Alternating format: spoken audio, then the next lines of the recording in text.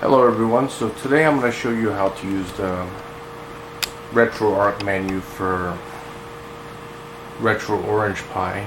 Just a very simple overview, so I'm just going to start a game.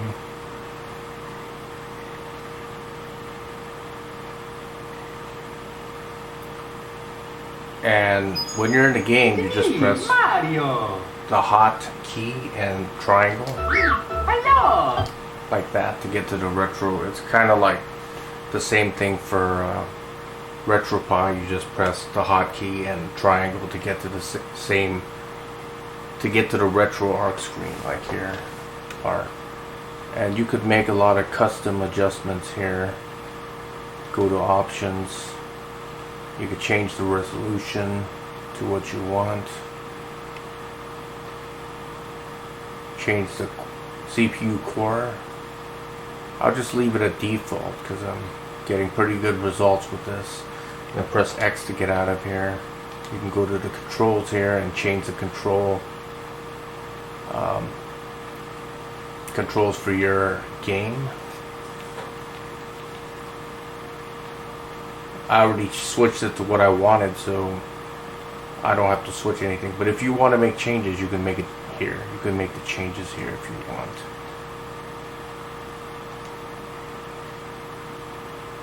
And you could set the graphic setting to whatever you want. And then press X to get out. And here's the video settings. You could go here and enable the frame rates. Just press the left or right. Right would enable it. Now it's on. Left is off. By default, the frame rate thing is off by default, so I just enabled it here. And here, this is, you could change the performance settings for your Retro Banana Pi here. Here's the audio settings here. You can switch it here. You could play around with it if you want.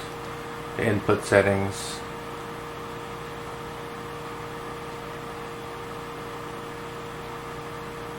You could bind the keys here if you want. You could also put a keyboard in here and change the keys. So F8 is obviously a keyboard key, so is K. You can use it with a keyboard if you want. Max users, I think I'm going to change that to 2. I don't want that many, I just want 2, so now it just has 2.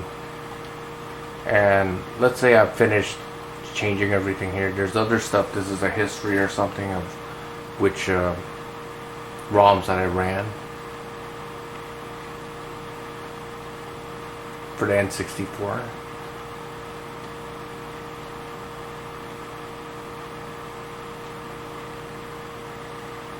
Scan directory if you want to scan files to see if there's any compatible files for like ROMs and stuff to run. You could do that. But now I'm just going to go in here to configurations and save current configuration. So I saved it. Now I press X and then I'll start. And as you can see now, you can see the frame rates on the bottom left corner.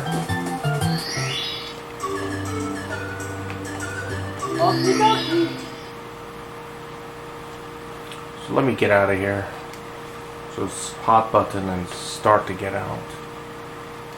Let me try something else.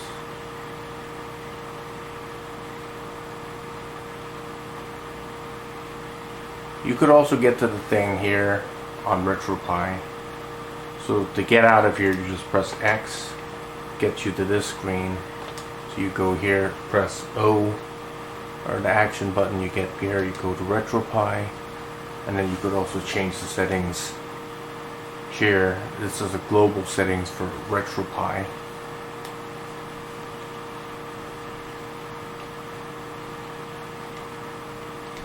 and that I showed you would save the configurations that you changed. So I want to see if the stuff that I changed has indeed been changed. No, I want to change it here. Okay, good. The display frame rates. For some reason it got knocked back. Let me try save current configuration. Or save new configuration. Okay. Let me try to go back, quit RetroArch. And let me go back to see if that was saved.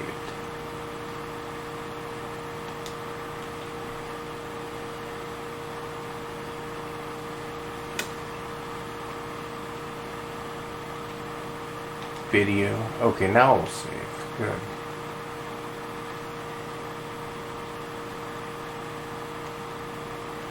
You could always change the aspect ratio to different stuff if you want. Go back here. Video. Just press left and right to change it. So, Core provided is pretty good, so I'll leave it at that. I'm pretty happy with this. So that's how you play with the RetroArch menu settings. So that's it for that. So thanks for watching my Ace 1000KS 1975 signing out. Okay, hello everyone. So today I'm going to show you how to navigate through the Retro Orange Pi's RetroArch directory or menu. Just go to Retropie there. Click on that.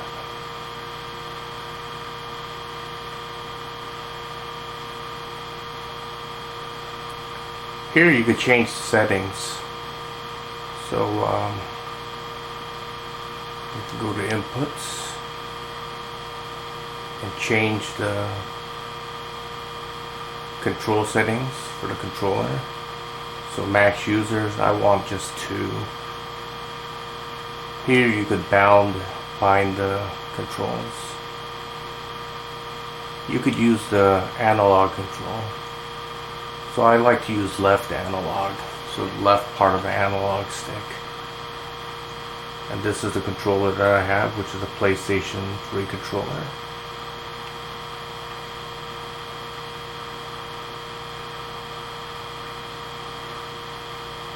I'm pretty satisfied with these default settings, so I'm not going to change anything for the controls.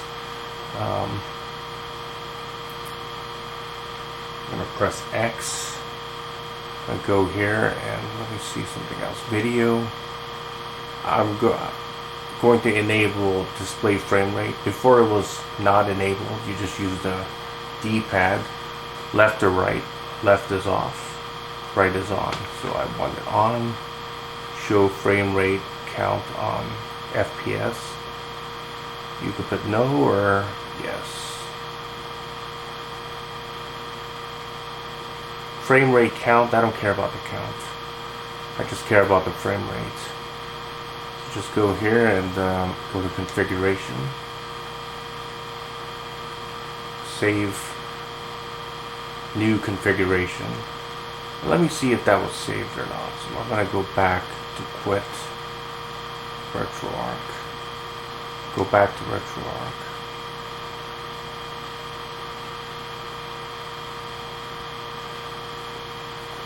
See what I changed has indeed been changed. No, it hasn't. Huh. So 2 players. I wanted that. Video. No for that.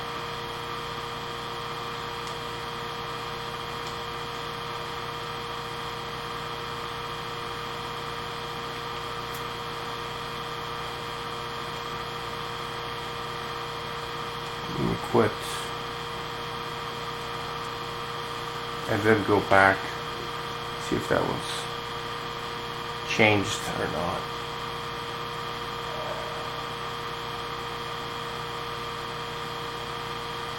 Okay, looks like it was changed now. Okay, 2, good. So that's how you navigate and change stuff in the RetroArch menu. It's a little bit different than RetroPie's RetroArch menu. RetroPie's RetroArch menu has more of a, I would say, a classic look. This has more of a PlayStation 3 type of look.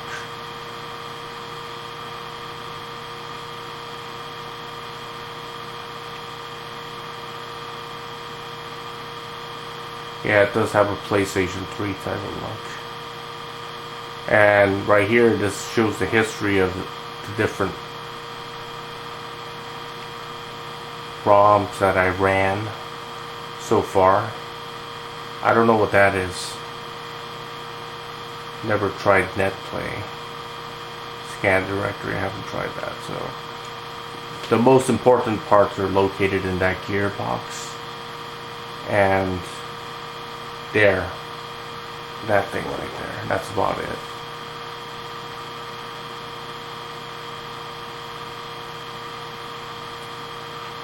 And this information shows the system information, what I'm using for my hardware. So that's a CPU.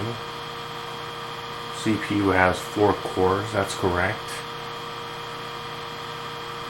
And it's an ARM v7 architecture, that's also correct.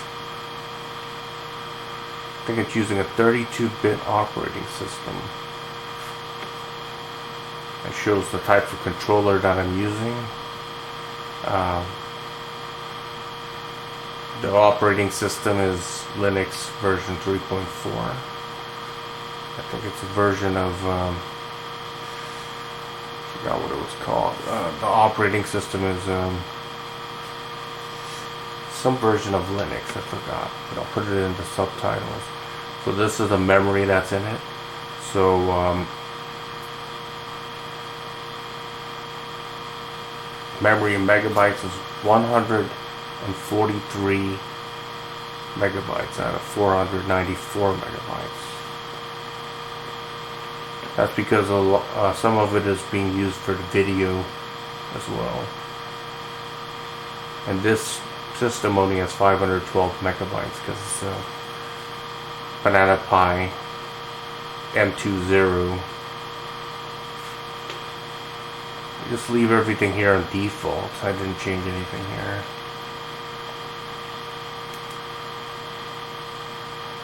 And this shows my network information. That's all correct. My LAN IP address is 192.168.1.125. That's correct. Okay. And you could find a lot of stuff about your thing here, your Retropie. I'm going to show you another thing. I'm going to run an actual ROM.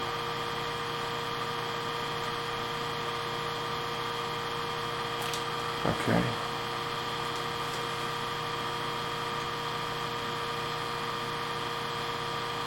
This is a PlayStation emulator that I'm running.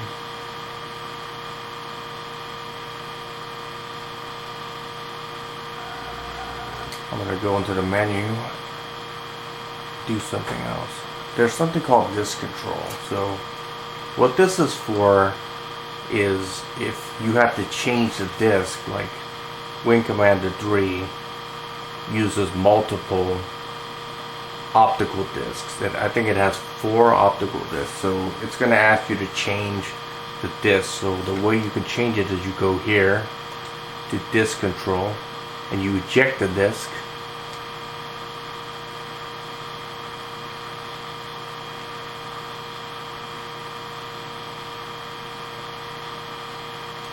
and then you just enter another disk. So if I go here, I have to go to home, find out what the main directory is.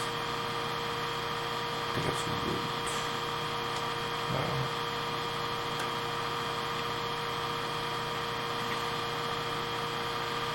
find out where the Retropie directory is. Let me go back.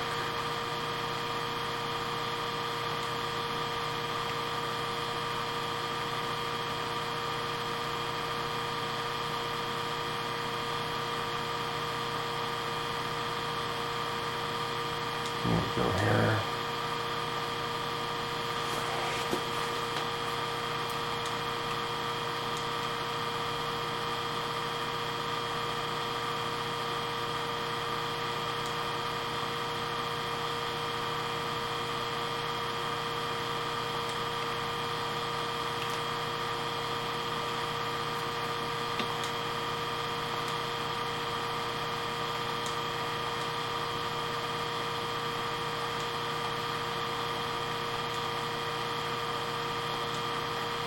There it is. Okay, so I go to RetroPie. I think it's Retro. I'm not sure which one it is. I think it's here, ROMs. I gotta go to the PlayStation. Right here, PSX. And I gotta go to here, Heart of the Tiger. And select the right disc.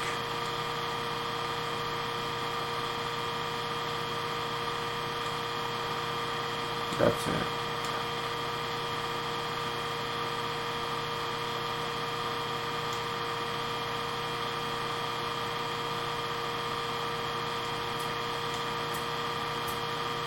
So I just loaded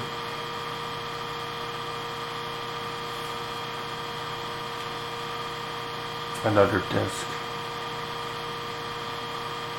So obviously, you see I loaded disk 2, so it's asking me to insert disk 1. So I gotta go back to the menu, go to disk control, press that to eject the disk and enter another disk. I think it was home, it was Pi, I think it was Retropie, then it was ROMs. You could do this on the Retropie as well. It's pretty much the same steps that you would take, except everything's in a different location. So I'm going to go back to the disk and set that, and now it's set to disk 1, so it should run just fine.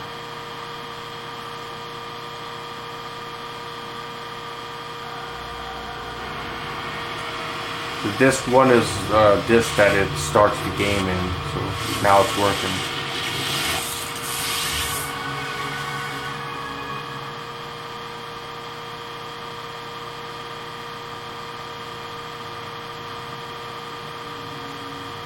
And you can see the frame rates on the bottom. It's about 60.2. Let me go back here. So this is basically the console for RetroArch. Is a console that you use, kind of like how you use your video game console. That's basically it. You could go here to controls. I set it to left analog.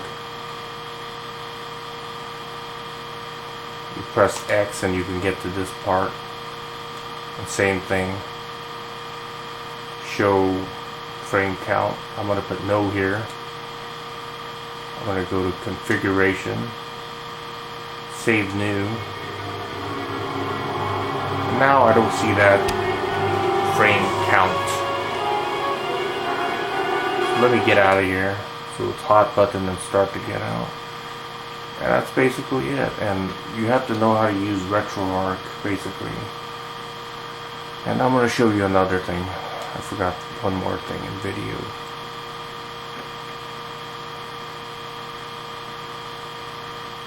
I'm not going to cover every aspect of it because there's really just too much. I'm just going to cover just the basics so you know basically. But no, didn't save.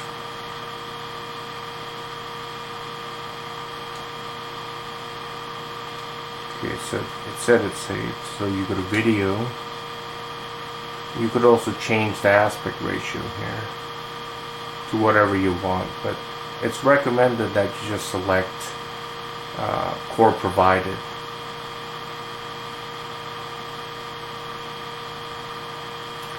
which is probably the best aspect ratio you would get, but typically for CRT monitors and televisions, which the PlayStation 1 and other retro video game consoles and arcades ran in, was about 4:3. That was basically how it was. 4:3 ratio was very common. Not 3:4, it's 4:3.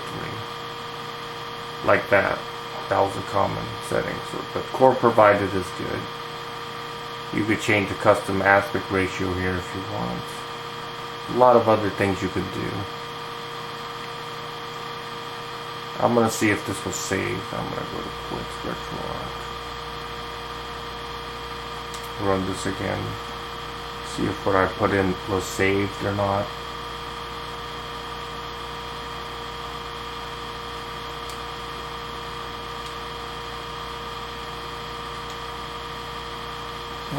For some reason it's not saving. That's odd. Let's see.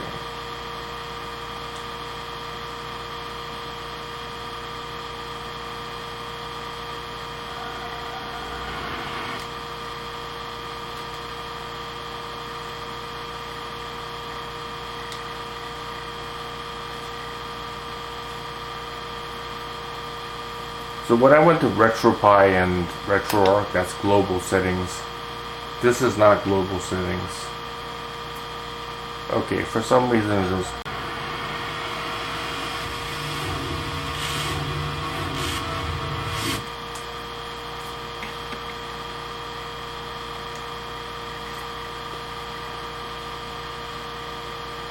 RetrOrangePi is a little bit buggy.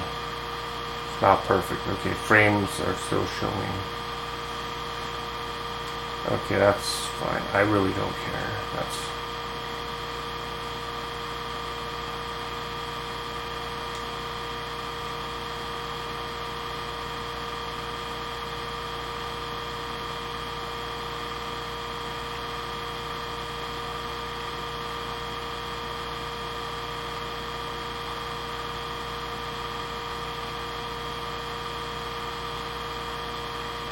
Let's try full screen mode.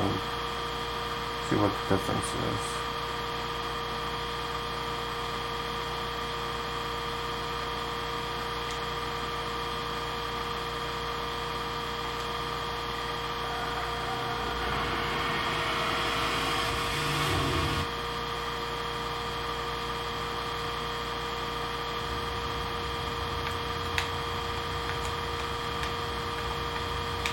Okay.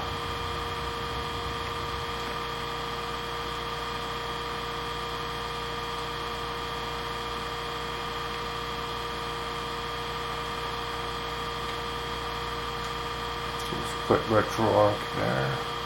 That will quit the game.